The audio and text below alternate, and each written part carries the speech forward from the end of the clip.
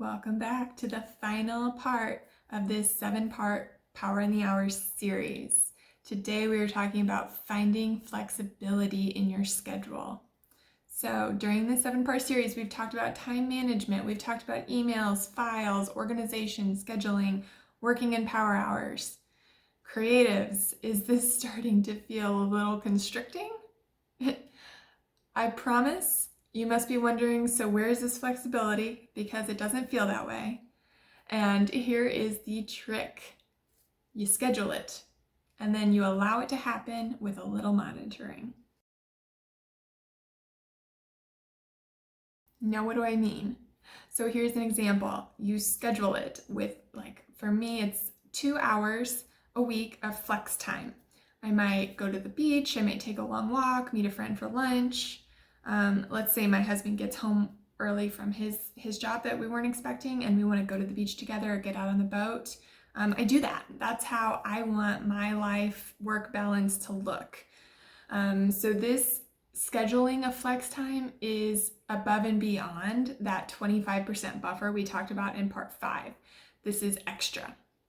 So what do I do with the work that was planned during this flex time I'm suddenly taking?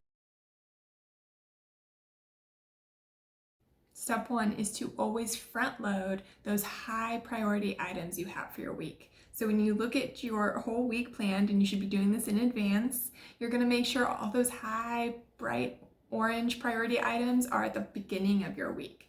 And so if you need to have a flexibility, you still have time to maneuver those within your current week.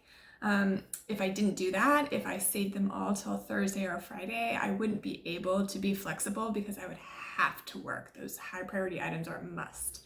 So if I buff those up to the front to make sure they get done, then as the week goes on, if I'm able to take some flex time and I've got some lower priority items that I'm not able to fit into the current week while also taking some flexibility in my life, I push them out 1 to 2 weeks.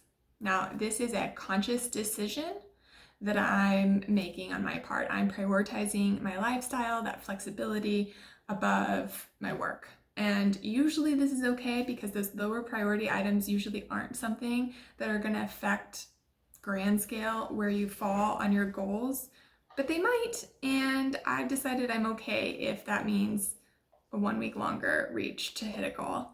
But that isn't easy for a lot of us entrepreneurs, and it does take practice. So finding flexibility in your work takes the 3 P's of planning, practice, and precision. So plan out your weeks in advance to allow for flexibility.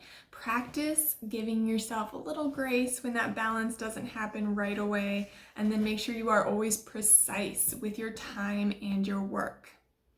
Those 3 P's will help you find flexibility in your work while still reaching your goals and building your business. So that is a wrap for Power in the Hours, 7 parts. Let's see, part 1, we said where is your time going and how to make it work for you. In part 2, we talked about aligning that inbox. Part 3 was all about organizing your files to make your life more efficient. Part 4 was how to get your to-do list in order. Part 5 was scheduling your work to actually get things done. Part 6 was working in power hours. And here we are at part 7, finding flexibility within all of those parts. I hope you enjoyed this 7-part series, Power in the Hours. Look for more content here on my channel.